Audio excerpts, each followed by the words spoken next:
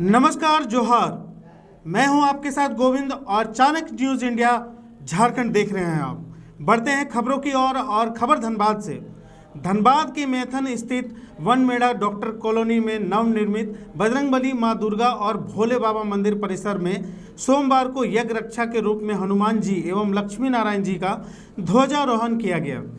वैदिक मंत्रोच्चारण और शंख ध्वनि के बीच आयोजित कार्यक्रम में बड़ी संख्या में श्रद्धालु शामिल हुए। 3 जुलाई से भव्य कलश यात्रा के साथ प्राण प्रतिष्ठा महोत्सव शुरू होगा, जबकि 8 जुलाई को प्रतिमाओं की प्राण प्रतिष्ठा और 10 जुलाई को भंडारे के साथ कार्यक्रम का समापन होगा। नमस्कार।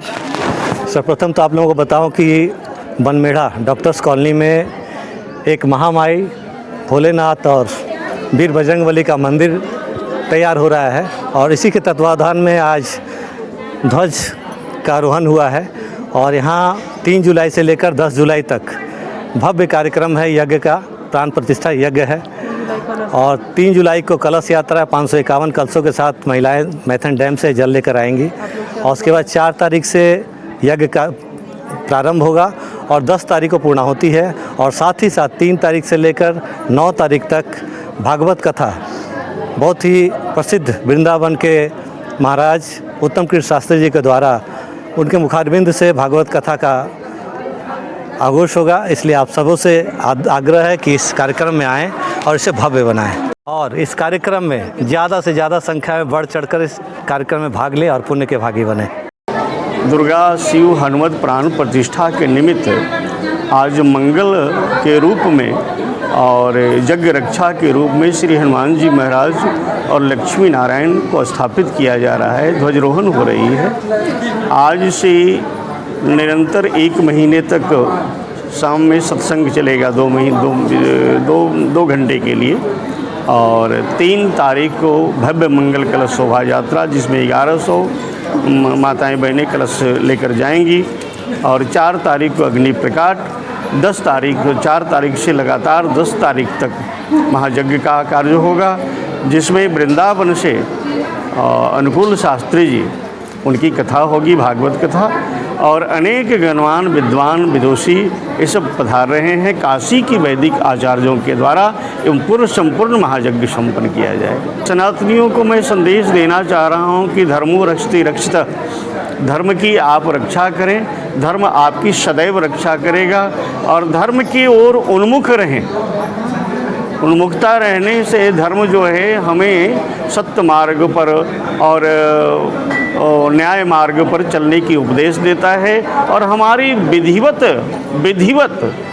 और रक्षा करता है और मुझे सन्मार्ग पर चलने की प्रेरणा देता है। बोकारो के बेरमो में गर्भवती महिला की हत्या के मामले को लेकर राजनीतिक बयानबाजी तेज हो गई है। कांग्रेस ने भाजपा पर घटना को लेकर राजनीति करने का आरोप लगाया है।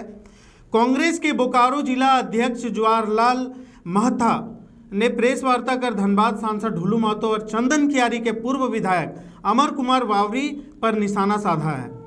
महथा ने कहा कि भाजपा केवल लाशों पर राजनीति करती है, जबकि पीड़ित परिवार की वास्तविक सहायता के लिए कोई कदम नहीं उठाया गया है। उन्होंने आरोप लगाया कि नेता केवल घड़ियाली आंसू बहाकर राजनीतिक लाभ लेने का प्रयास कर रहे हैं। कांग्रेस जिला अध्यक्ष ने चंदन कियारी के लागला गांव में किशन मोदक की हत्या का जिक्र करते हुए कहा कि उस मामले में भाजपा नेताओं ने कोई आवाज़ नहीं उठाई। उन्होंने कहा कि बेरमो में माहौल बिगाड़ने और राजनीतिक फायदा लेने की कोशिश की जा रही है। साथ ही कांग्रेस ने मामले के दोषियों के खिलाफ सख्त कार्रवाई की मांग की है। सांसद और माननीय पूर्व मंत्री भी लाश पर राजनीति करते हैं। अगर लाश पर राजनीति नहीं करते तो हम तो कह रहे हैं कि उनके क्षेत्र में किशन मोदक का मर्डर हुआ है, आज से 3-4 दिन पहले उमरे हैं। क्या अपना क्षेत्र में उन्होंने वो जाने का काम किए? क्या लागला में किशन मोदक के घर पर गए? तो जो अपना क्षेत्र है, जिस क्षेत्र से आपको लोग ने विधायक बनाया था, जिस क्षेत्र के चलते आपने मंत्री बने, और आज अगर आप मान लीजिए बड़े नेता कांग्रेस बीजेपी का कहलाते हैं तो वह देन चंदन कियारी के जनताओं का है। क्या चंदन कियारी के जनता के बीच में इस तरह का घटना घटा, आपने जाने के लिए उसमें सोचे? आप उनके घर पर गए, आप उस पर पूछे? आपको बेरमो का कष्ट हो रहा है, बेरमो क्षेत्र में कुछ हो रहा था, आपको कष्ट हो रहा है। आप अपना घर में आपको कष्ट नहीं रहा? आप क्यों नहीं गए अभी तक किशन मोदक के घर में? जब उनका छोटा छोटा 12 साल का एक बेटा है, 7 साल की एक बच्ची है, उसको घर में घुस के 8:30 बजे के लोग मार दिया और उस पर आपका कोई स्टेटमेंट नहीं है। तब क्या करना चाहते हैं? उस पर भी तो उनको बताना चाहिए।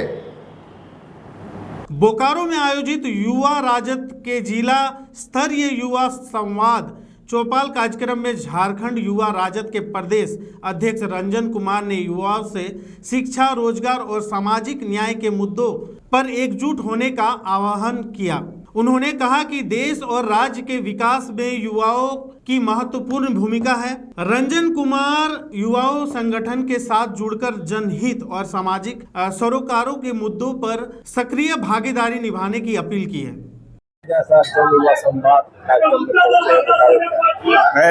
हमारा युवा संवाद चौपाल कार्यक्रम झारखंड के पूरा 24 जिला में चल रहा है और उसी के तहत हम कोल्हान और संथाल से होते हुए अभी आज बोकारो पहुंचे हैं। और यहाँ हमारा इसका मुख्य उद्देश्य युवाओं के बीच एक उत्तेजना पैदा करना कि युवा कैसे उत्तेजित होंगे अपने हक और अधिकार जो उनका छीना जा रहा है। ऐसे देखेंगे कि नीट का एग्जाम हुआ, नीट का एग्जाम कैंसिल कर दिया जाता है। नीट का एग्जाम कैंसिल हो गया और हमारे प्रधानमंत्री जी विदेश में जाके मेलोडी बांट रहे हैं, मेलोडी का प्रचार कर रहे हैं। पता नहीं उनको कितना पैसा मिला उससे, पार्टी फंड में बहुत सारा पैसा मिला होगा, हमको पता है, तभी मेलोडी को मेलोडी दे रहे थे। तो इसके लिए हमारे देश के युवा आज मारे जा रहे हैं। उनके सामने बेरोजगारी पहाड़ जैसी खड़ी है, हमारे सामने अशिक्षा है, बहुत सारी समस्या है। अगर हम युवा नहीं जागेगा, हमारा युवा आज आगे नहीं आएगा, तो कहा गया है ना कि युवा जगेगा तो देश बदलेगा। युवा जब जब करवट लेता है तब तक देश में बदलाव आता है। तो देश में आज बदलाव जरूरी है। हमारे युवा को आज करवट लेने की जरूरत है, युवा को बोलने की जरूरत है। जो जिनका आवाज सदियों से दबा हुआ है, सदियों से अपनी आवाज नहीं उठा रहे हैं, वो बैक बेंचर हैं, पीछे हैं, उनको आज हम बोलते हैं कि सिर्फ अपनी पढ़ाई मत करो, घर में मत बैठो, आज आगे आके अपनी आवाज को बुलंद करो। और आवाज जब बुलंद करोगे तो देश में जाएगा, देश पूरा देश एक होगा।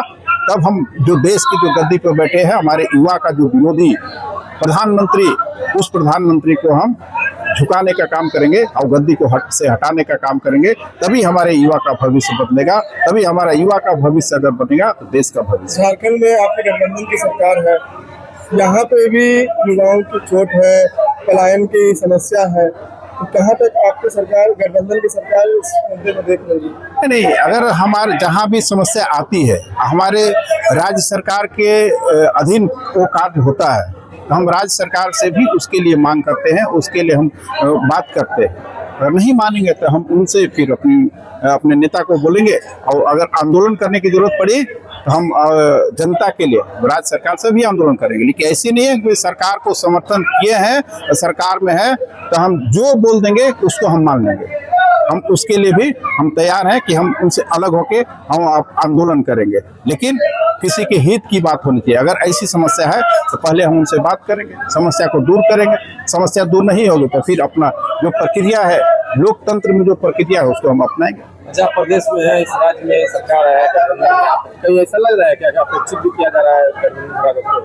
देखिए, हमको उसका चिंता नहीं है कि हमको अपेक्षित किया जा रहा है। हमारे लोग इतने मजबूत हैं, इतने तपे हुए हैं कि अपेक्षित कीजिएगा तो उनको कोई फर्क नहीं पड़ेगा, लेकिन आपको फर्क पड़ जाएगा। अगर आप अपेक्षित कीजिएगा तो आपको फर्क पड़ जाएगा अगला चुनाव में, क्योंकि राष्ट्रीय जनता दल को कोई अपेक्षित कर नहीं सकता है। आप देख लीजिए पूरा, अगर भवनाथपुर से लीजिएगा तो गोड्डा, महागामा और साहेबगंज तक, और रांची, चतरा, कोडरमा, आपका बोकारो, धनबाद, गिरिडीह, सभी सीटों का अगर डिसाइड करता है तो राष्ट्रीय जनता दल करता है, और राष्ट्रीय जनता दल का वोट डिसाइडेड वोट होता है। अगर राष्ट्रीय जनता दल को उपेक्षा करेंगे तो आप अपने आप अपेक्षित हो जाएंगे। मन से बातें उठ रही थी, क्या आपको लग रहा है कि अपेक्षा हो रहा है सरकार में आपके?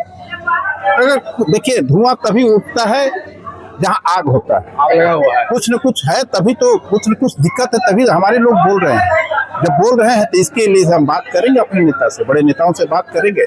हमारे राष्ट्रीय अध्यक्ष है आदरणीय लालू प्रसाद यादव, ये बात को हम उन तक पहुंचाएंगे, उन तक पहुंचा के हम बताएंगे कि नहीं हमारे लोग अपेक्षित हो रहे हैं और लोगों को जरूरत है और हमको जरूरत है कि नहीं हम अकेले चुनाव में आए, अकेले चुनाव लड़े। इसीलिए तो हम बोल रहे हैं, हम सारे युवा को बोल रहे हैं, हे युवा जगो, आपको जगने का समय आ गया है। और हम जो समाजवादी नेता हैं, हम सामाजिक न्याय का जो हम धरोहर है सामाजिक, उसके लिए हम आपको खड़ा होना होगा और हमको लड़ना होगा। एक सवाल और हमारा, एक सवाल आरजेडी का। दुमका जिले के मसलिया प्रखंड स्थित बड़ा डुमोरिया पंचायत के कपसियो आंगनबाड़ी केंद्र में नई सेविका का चयन किया गया। अंचल अधिकारी सीडीपीओ रंजन यादव की अध्यक्षता में आयोजित आम सभा में चयन प्रक्रिया पूरी की गई। चयन समिति द्वारा प्राप्त आवेदनों में और प्रमाण पत्रों की जांच के बाद सर्वाधिक अंक प्राप्त करने वाली निकिता कुमारी को सर्वसम्मति से सेविका पद के लिए चुना गया। चयन प्रक्रिया के दौरान बड़ी संख्या में ग्रामीणों और पोषक क्षेत्र की महिलाएं मौजूद रही। पलामू जिले के छतरपुर क्षेत्र में वन संरक्षण और पर्यावरण जागरूकता के लिए चलाए जा रहे हैं वन राखी मूवमेंट के 50 वर्ष पूरे होने पर सर्व जयंती समारोह आयोजित किया गया। पर्यावरणविद डॉक्टर कौशल किशोर जायसवाल और डाली पंचायत की मुखिया पूनम जायसवाल के नेतृत्व में विभिन्न स्थानों पर जागरूकता अभियान चलाया गया। कार्यक्रम के शुरुआत कन्या पूजन, राष्ट्रगान और बरगद का पौधारोपण कर की गई। करीब 10 गांवों से पहुंचे 500 से अधिक कार्यकर्ताओं ने प्रभात फेरी निकालकर वन संरक्षण और पर्यावरण बचाने का संदेश दिया। इस दौरान पेड़ों पर राखी बांधकर उनकी रक्षा का संकल्प भी लिया गया। कार्यक्रम में पर्यावरण संरक्षण के क्षेत्र में योगदान देने वाले लोगों को पौधा और अंग वस्त्र देकर सम्मानित किया गया। वक्ताओं ने लोगों से अधिक पौधारोपण कर पर्यावरण संरक्षण में भागीदारी निभाने की अपील की। बेरमो के बोकारो थर्मल प्लांट गेट के समक्ष रोजगार और नए पावर प्लांट की मांग को लेकर रैयत विस्थापितों ने धरना प्रदर्शन शुरू कर दिया। विस्थापितों एवं स्थानीय संघर्ष समिति ने चेतावनी दी है कि मांगों को पूरी नहीं होने पर 2 जून से प्लांट गेट जाम आंदोलन किया जाएगा। समिति के नेताओं का आरोप है कि डीवीसी प्रबंधन विस्थापितों के साथ भेदभावपूर्ण रवैया अपना रहे हैं और आउटसोर्सिंग कंपनियों में 75% स्थानीय विस्थापितों को रोजगार देने के नियम का पालन नहीं किया जा रहा है। आंदोलनकारियों ने नया पावर प्लांट लगाने, विस्थापित परिवार की पैनल सूची तैयार करने, सूचीबद्ध 50 बेरोजगारों को रोजगार देने समेत 6 सूत्री मांगों को जल्द पूरा करने की मांग की है। लेके 1 दिवसीय धारणा और 2 तारीख से गेट जाम रखे हैं।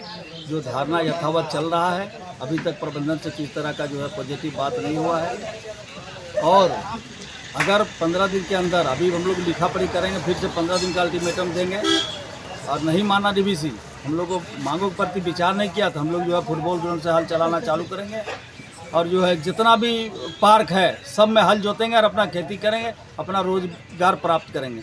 और नहीं तो 75% विस्थापित और स्थानीय लोगों को रोजगार दे डीवीसी। जितना भी आउटसोर्सिंग कंपनी है, आज विस्थापितों का आकलन करिए तो थोड़ा भी विस्थापित हमको लगता है 5% भी नहीं, ये हालत है। इसलिए हम लोग पुनः बोलना चाहते हैं कि हमारे आंदोलन को अगर कुचलना चाहेगा तो हम लोग कतई बर्दाश्त नहीं करेंगे। ऐसे खबरों के साथ बने रहे चाणक्य इंडिया न्यूज झारखंड के साथ। मैं हूं आपके साथ गोविंद। तब तक के लिए विदा चाहूंगा। धन्यवाद।